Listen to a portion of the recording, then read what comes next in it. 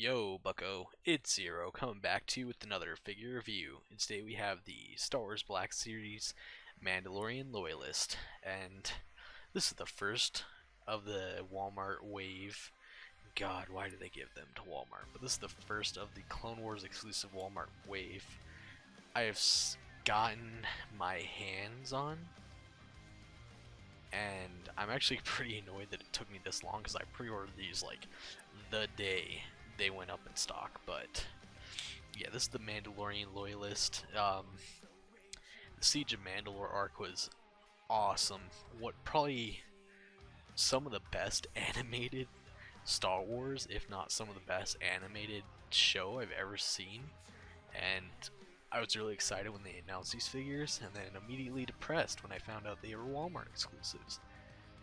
But yeah, anyways, these are, I guess you'd say, the good Mandalorians. I don't really know at that point, because originally these were like Death Watch Mandalorians, but now they're like, they kind of like chose a side to fight against Maul. So yeah, I'm not really sure how they line up. Yeah, so I'm gonna show off the front of the box. Of course, it's the new packaging, Star Wars Black Series. And then you got yellow Star Wars The Clone Wars, Mandalorian Loyalist. Side of the box, again, Mandalorian Loyalist. And very nice picture there. Gonna show up. Next video we'll have the Super Commando. Lines up pretty nicely there. Then Cad Bane goes right here. So yeah, Cad Bane will go here, and I believe the 332nd clone goes here. Not too sure there. Again, stupid annoyed that those are Walmart exclusive. On the back of the box, got the portrait again. Mandalorian Loyalist again. He is number 4. Well, the Super Commando is number 5. His description reads, when Darth Maul betrayed and defeated Pre Vizsla, Death Watch splintered into 2 groups. Those who wanted to embrace Mandalore's warrior heritage remained loyal to Maul. That was kind of a weird... I think most of the ones that were loyal to Maul were red, so I want to say that he is one of the ones that serve next to Bo-Katan. I don't know, but from what I can tell, I don't know, I kind of wish we got more of the Darth Maul Mandalorians, or at least like the red Mandalorians, because they were freaking awesome. But Super Commando will do for now. Now all we need is a Bo-Katan to go with this guy, and I'm pretty sure we're going to be getting one soon for the Mandalorian, so that's going to be cool to have. And then yeah, the side of the box, nothing. Top of the box, nothing, just the glass window. Bottom of the box, unreadables. We're going to go ahead and get this guy out of the box. Alright, so here he is out of the packaging, and I went ahead and put Jango and Sabine up on deck because we're going to be showing off and comparing a few different things. But I'm going to take a look at the accessories, and the first thing we have here is, I'm pretty sure this is just a remold of the original Jango jetpack, which in this color looks stupid nice. And also, I didn't get that with this one, and I want to go ahead and see if this would fit on this Jango. Yes it does. It does indeed. So yeah, if you really wanted to switch out the jetpacks and paint it so that your Jango would have more of a correct looking one, you could. Though I do like this one on the Jango more, just because you get peg holes. This does not get the peg holes. Don't know why they aren't just putting the peg holes on things, because I'm pretty sure his and the Mandalorians have the peg holes, but nothing else has the peg holes. So kind of unfortunate. Again, this jetpack goes ahead and just plugs right in the back here. I really like the red on this one. It's really nice getting the kind of like blue-red kind of going on. The more I look at this figure, the more I start to like it. This is probably my least wanted out of the 4, and I'm still glad I picked this guy up. Now we're going to go ahead and move on to his other accessory real quick. It's these. The Westar 35 blasters, and that's the reason I pulled Sabine out. You get 2 of these. Now compared to the Sabine blasters, yeah, there's a huge difference here. These are kind of a darker silver. These are a very shiny silver, and these kind of have a like dry brush silver over them. This is just all silver, which there's no problem with that. They look shiny and new, very nice, very clean. But yeah, they are the same as Sabine's. It's very cool to get more of these blasters, but so always nice to see them. But yeah, they go ahead and holster into the side here.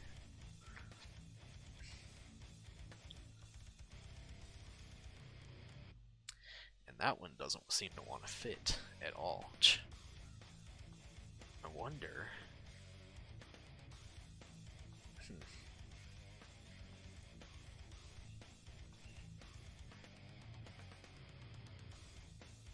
Yeah, I don't really want to force it.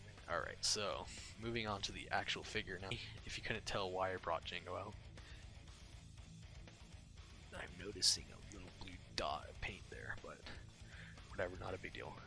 Now, if you're wondering why I brought Django out, it's because, well, he is almost the same exact mold as Django, which isn't a bad thing. Django is a good mold, but I'm just gonna go ahead and show you, quickly compare the differences here.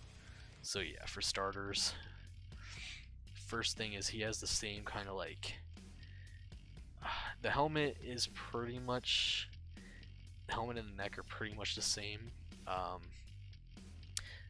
I mean, this helmet obviously comes off, but I think this is more of like a Boba Fett kind of helmet without the antenna. So yeah, this new helmet mold. The armor, same exact thing. Belt is different. Honestly, if you wanted it to be more accurate, there is a way to mod it where you can pull the torso off, and I'm not telling you to do this.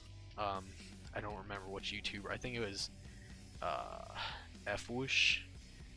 He figured out a way to make it look more like the Clone Wars, so go watch that video if you want. I think it was in one of his playdays or something, but it was F-Woosh. Go watch his playday, and I think he shows a way to make it more accurate to the show. So yeah, then the holsters on the side are different, obviously. I actually like how this is fitted. This is like armor plated, and this is, yeah, but this isn't really a Django review, is it? Though technically it is. Then same kind of knee pads, same kind of boots, same exact, yeah, pretty much the same exact thing all around, just with a few differences. The gauntlet is the same, just less paint.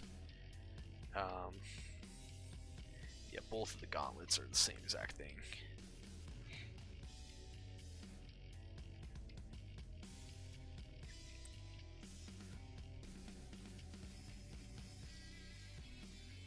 Actually like that painted detail on the back here. Very nice. Nice just having more Mandalorians, more variation. Hell, at this point I almost have every Mandalorian that's been released except for I think the Proto-Boba. The Proto-Boba. Need to go ahead and pick that up some point. But yeah, pretty much the same exact mold as Django. I think this shoulder pad might be slightly different. No, it's pretty much the same thing. I don't know. Yeah, they're the same. They're the same. Anyways, moving on. Back to this figure.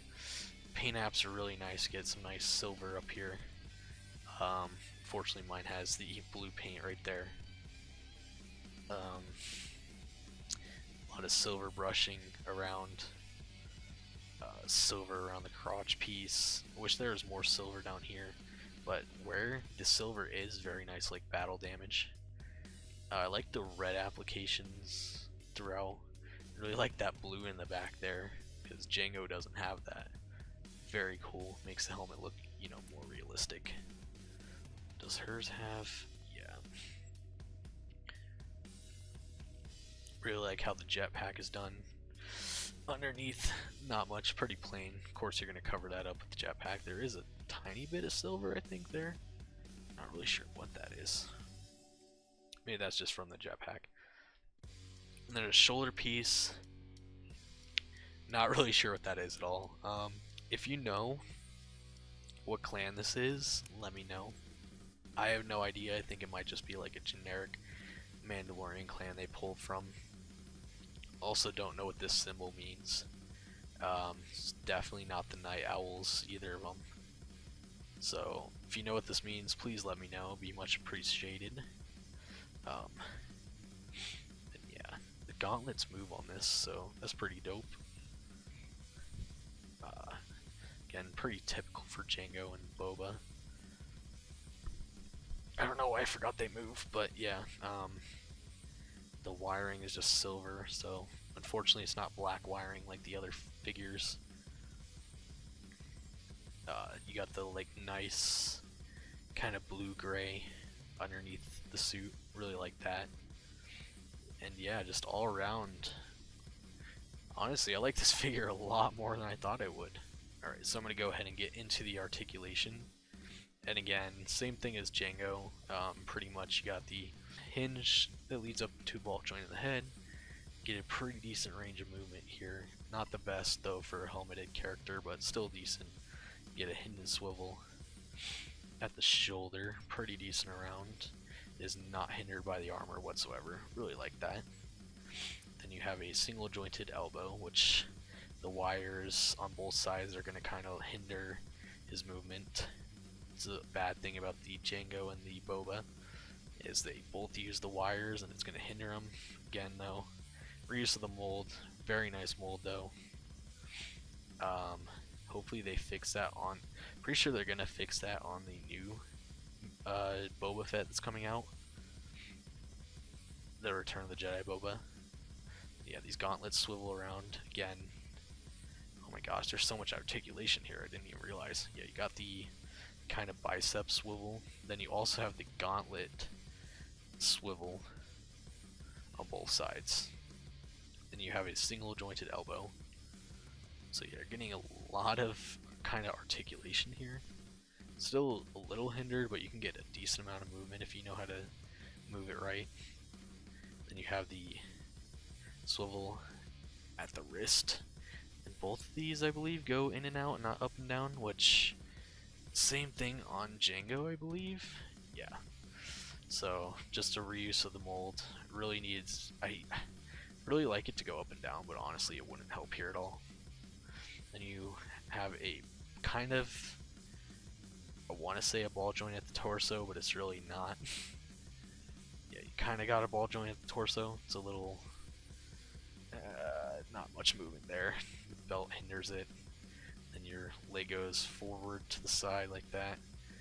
Back that much, you really can't get back at all. Then you have the double jointed knee. And that goes and kicks his ass. Again, keep forgetting about the thigh swivel, but the thigh swivel is there.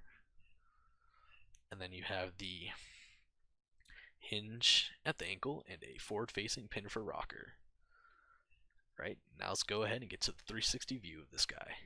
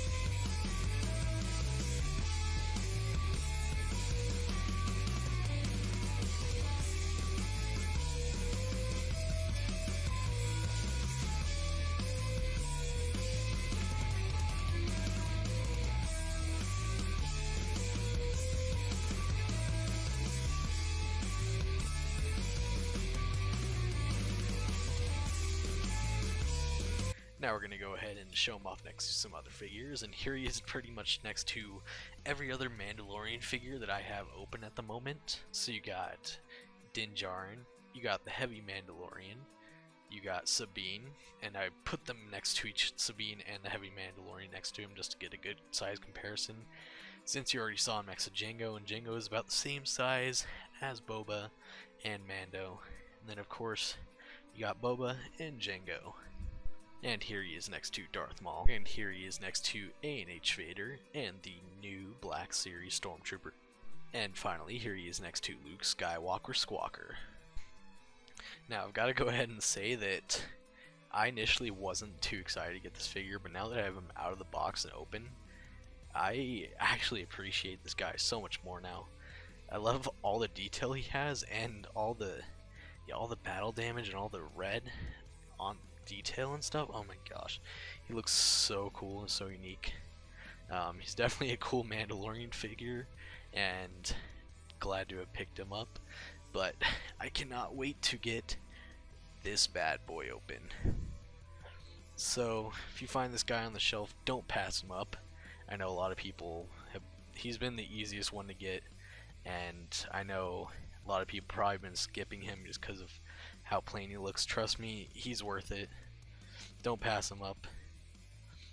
And as always, you can bring them in warm, or you can bring them in cold.